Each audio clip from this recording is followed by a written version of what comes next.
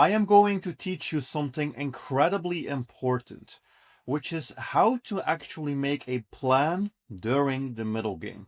And most chess players wait way too long before they learn this, but knowing how to come up with the right plan will really help you to win more games. So I'm going to demonstrate this here by playing a game against a 2200 rated chessbot. So first of all, the opening is actually way less important than you would think. I only started really studying openings after I was already more than 2000 ELO online. So for most of you, keeping it simple in the opening will be more than enough. Here I'm going to play a typical beginner opening. Beginner opening because a lot of beginners play this, not because it's a bad opening, which is the Italian game. Let us just castle and then see what black does. All right. And I usually start thinking about middle game plans as soon as I have castled. So now we are going to start thinking about our strategy. So I'm going to give you a couple of steps that you can go through during your game to find a good middle game plan. The first thing that we should do when we are looking for a plan is to ask ourselves, what are the imbalances in the position? What is an imbalance? It's basically a fancy chess word that means a difference. What's a difference here in this position? Well, let's have a look at this. So these knights are identical. These bishops are identical. We have a slight advantage because we have already castled and our opponent has not yet castled, but they will be able to do that most likely on the next move as well. So this is a position which is incredibly symmetrical. It is very hard to win from symmetrical positions. We want to create some type of difference. There is actually currently only one difference here. The difference is that white has this, black has this knight on c6, which is protecting this pawn, and we don't have a knight here to protect this pawn. So after this move, currently we have a problem because this pawn is under attack and it is not protected. So we need to find a way to protect this pawn. So that is the first thing. If we were to play the move knight to c3, yes, we would protect our pawn. But again, look at this. We are creating a completely symmetrical position. Black just castles, and this is very boring. This is very drawish as well. So I'm not going to play knight to c3 here. I'm going to play pawn to d3 to protect my central pawn. And after playing this move, we have the opportunity to possibly create an imbalance. I'm going to quickly show you something. So imagine if black had castled. The important thing is, again, that we try to keep a difference in the position. So I would not play the move knight c3 because black would play d6 and we would have an identical position again. I would have played the move c3 to create a difference because this is a move that black cannot copy, and then we would be able to use this to push the pawn in the center. But here we first have to react to what our opponent is doing. So the opponent pushes the pawn, attacks the bishop, and attacks the central pawn. All right, we cannot move the bishop back because if we do, they would actually be able to win a pawn there in the center. So we have to capture this, and my opponent is most likely going to recapture this with the knight. Okay, and slowly you can see that this position is becoming more interesting. We are getting more imbalances, more differences. The more differences we have, the easier it will be to find a good plan. So let's again look at what is the difference in this position. So first of all, we have lost our central pawn. We no longer have a central pawn. On the other hand, that also means that we have this open file, and it is an open file with an enemy pawn on the file. That is always interesting. Black actually still hasn't castled. That king is still in the center, which means that if we could attack or open up the position, that would also be good for us. So that is something we could think about as well. Another difference is that their knight, which was previously on f6, is now in the center. It is well placed in the center, but it is also under attack. So at any moment, if the connection between the queen and the knight is lost, we would be able to capture this knight. This is how I think during my game. I basically keep looking for differences in the position, and then I think, is there any way that I could use this difference to my advantage? The only real difference we have is this open file. So let's play the move rook e1, which attacks this pawn, and this is quite a good move. Because, well, they castled, all right, but by attacking the pawn, we have the opportunity to take this pawn, and if they take back, we would be capturing this with the rook, and we would actually be up a pawn in that position. If they wanted to do something else to protect the pawn, I'm not really sure how they would do this. because let's say they play queen e7 to protect the pawn, while now they would be losing the knight. That was one other imbalance in this position. Maybe they could have played the move queen d6 to try to protect their pawn and protect their knight, but I think they would still be in trouble because we have a very nice move here, which is d4. Adding another attacker to the pawn can't take, and let's say the bishop takes, we would actually be winning a piece because the pawn can never capture. And if the bishop moves backwards, we would be able to capture that pawn as well. So I think that we just almost had a guarantee there that we just had a guarantee probably that we were going to win that central pawn. And we figured that out because we had an imbalance in the position. So we can take. I don't know if they will take. They might. Okay, they don't. It is not bad for them that they avoid capturing, because since they are already down in material, the more they start capturing, the worse it's going to get. So just by focusing on the imbalance and not playing mindless copycat chess, we actually already have an extra pawn, which is great. But that doesn't mean that we have already won the game, because currently there is another imbalance, another difference on the board. The difference is that black has 4 pieces into play, and white actually only has 2 pieces into play. Plus you could say our rook is into play, but technically their rook is also into play. So maybe you could say it's 5 versus 3. So currently white is behind in development. That's another imbalance. What does that mean? When we are behind in development, we have to be careful, because this usually means our opponent might have attacking opportunities because they already have more active pieces.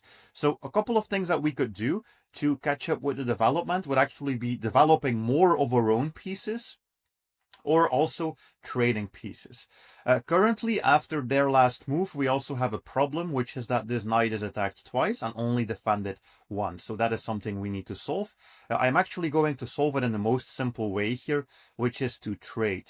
The trade is also beneficial for us because we do have that one extra pawn. So every single trade brings us a little bit closer into the endgame. And since we have that extra pawn, we will have good chances in this endgame. So still, my opponent has 4 pieces, you could say. I never really counted this rook as developed, but some other players would say this is a developed piece. And we have 2 pieces into play.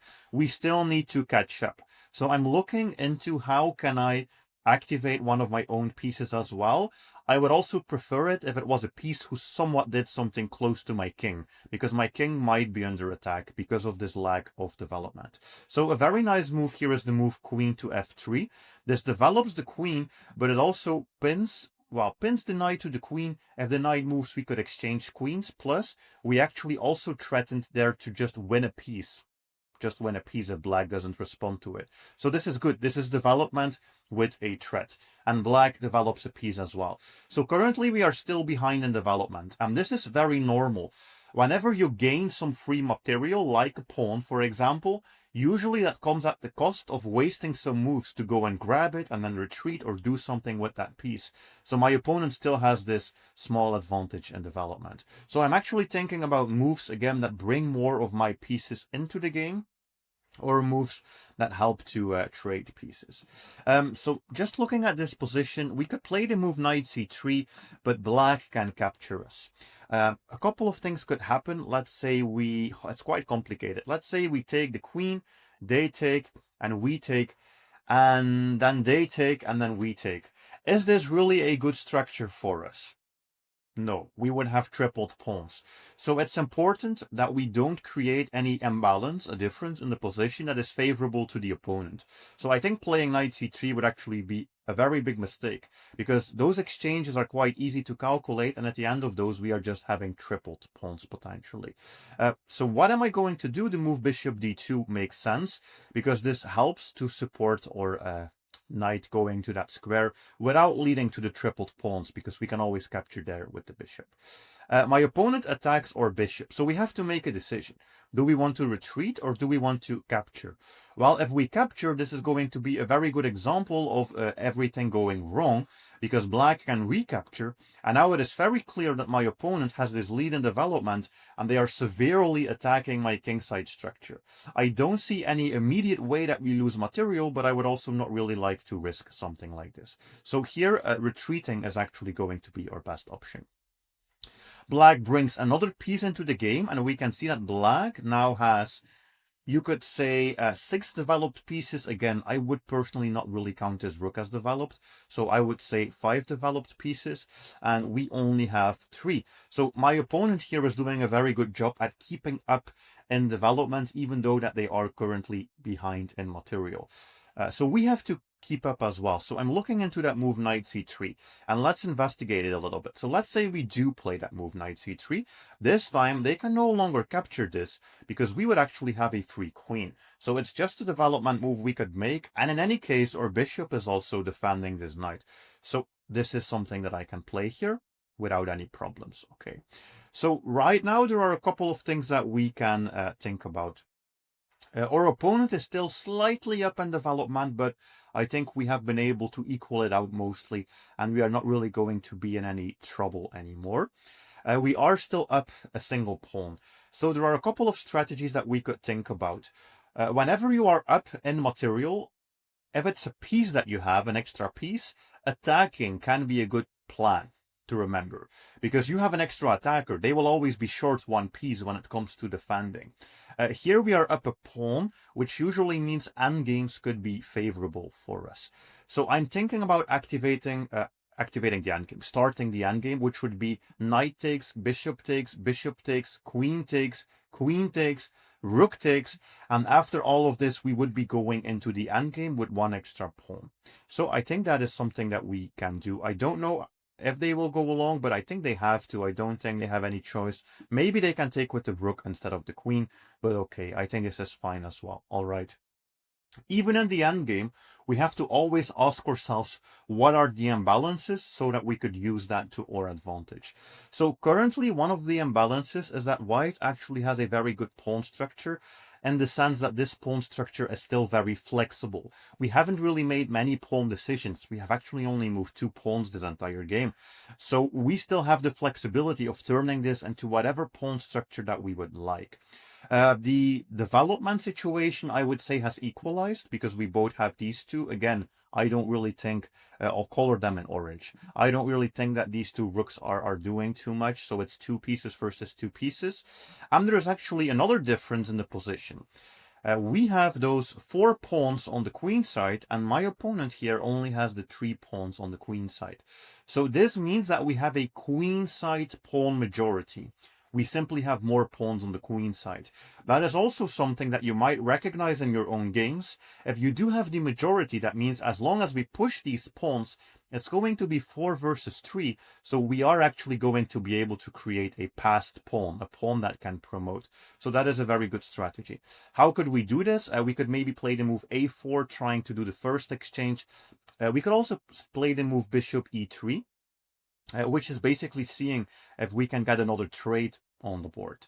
So important question here. Do we want to recapture this with the rook, or do we want to recapture this with the pawn? So if we recapture with the rook, we keep an active rook on the open file. If we recapture with the pawn, we are creating a new imbalance in the pawn structure, because now we actually have 5 pawns here versus 3. Having 5 pawns versus 3 is quite nice because we are very likely to create a passed pawn, but it also comes at the cost of our own rook being locked in, and I don't really like that. In the endgame, the 2 most important things are really rook activity and king activity, so I don't want to lock in my own rook, so I'm going to capture this with the rook. All right, and they push. And I think now it's time for our strategy. So what do you think about in the endgame? As I said, activity of your rooks, activity of your king, and then also look at the pawn majorities. We need to play on the queen side. We have 4 pawns here. So many moves could be possible. I'm going to start with this one, which is doubling the rooks on this file. Again, rook activity is important. Black attacks our pawn, but since we barely moved any pawns so far, we still have, as I said, that flexibility. We can make pawn moves here, like c3, so that the pawn is protected, since we have very flexible pawns. Okay, a simple 1-move threat. We can now put the rook on the 7th file. And this is a very important endgame concept as well, which is that you want to infiltrate with your rook by putting the rook on the 7th file, or of course, if you were black, you would want to put it on the 2nd file. Again, they attack, but we don't really have any problems. We have that very flexible pawn structure. Now we have to start to be a little bit careful at this moment, because our opponent offers us here the exchange of rooks. So end games where you only have 1 extra pawn, like this one, are potentially drawish. And what I mean with this is that black could in some cases secure a draw. For example, if we trade everything and we only have one pawn left, black could set up the third rank defense, which is a very typical rook endgame strategy that they could use to defend. Those strategies, those drawish strategies, are mostly possible when there is just one set of rooks on the board, meaning we both have one rook instead of having two rooks. So if we exchange this, this would actually be a huge endgame mistake. First of all, the opponent is going to get a more active king. Second of all, we are going to lose our most active rook. And also, we are now in an endgame where it's just one rook versus one rook, increasing the drawing chances for my opponent.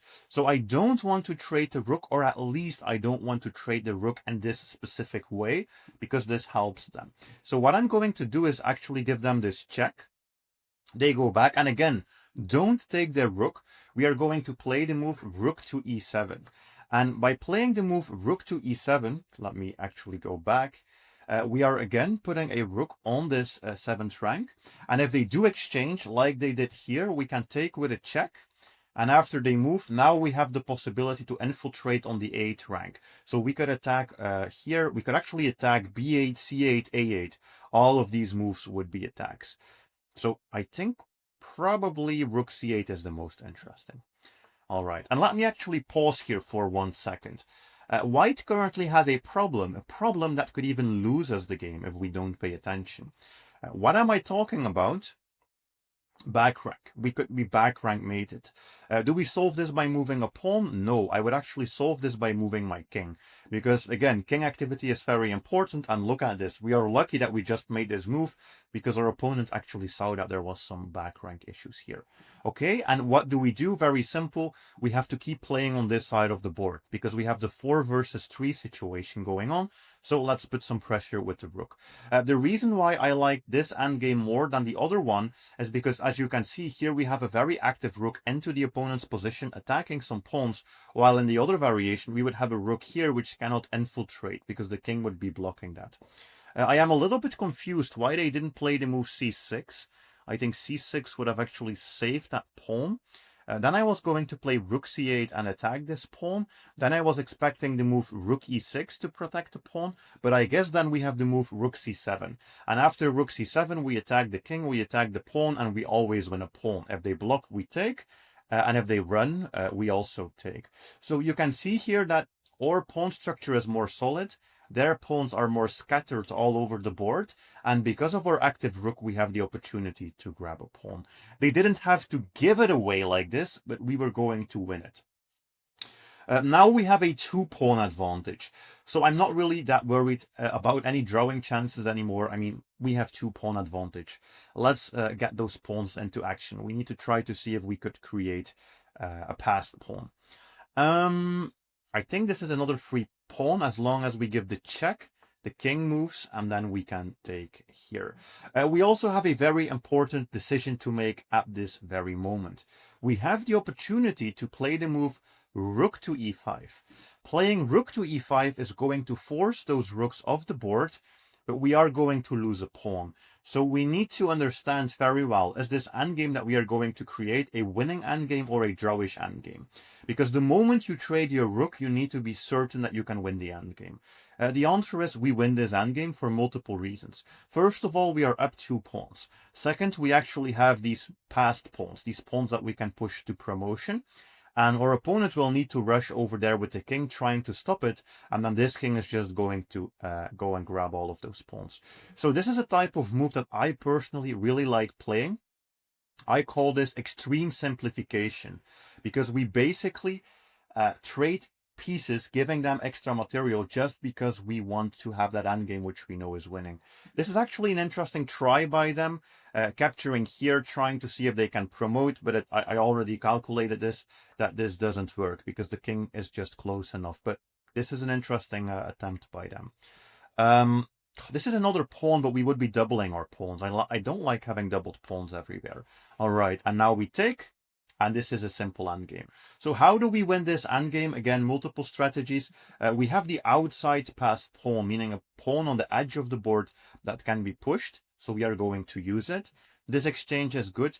And yes, we are always going to lose that pawn, but that doesn't matter. Remember what I said before. We are going to infiltrate with the king. We are going to grab these pawns, and then we are going to play for promotion. The good thing is also our king is actually throwing up a barricade here, which is keeping out the enemy king. So that's nice as well. We can just start pushing some of our pawns. Let's just use these together. I guess we just push. And there's nothing they can really do. We also have this h4 move that we can play, the g5 move. Yeah, and it doesn't really matter. Whatever happens, we will be able to push and we will be able to promote. And of course, after we make a queen, this should be very easy. I hope you know how to checkmate with a queen. And if you don't, first of all, learn it. But second of all, because we were actually up so much in material, I can pick up an extra pawn. And if I wanted to, I could make a second queen, which I wouldn't do. I would just checkmate with this queen, but it is possible. So I hope that this was a very valuable video for you. Of course, there are many more imbalances that we did not talk about. So make sure to watch my future videos as well, so you can learn about those.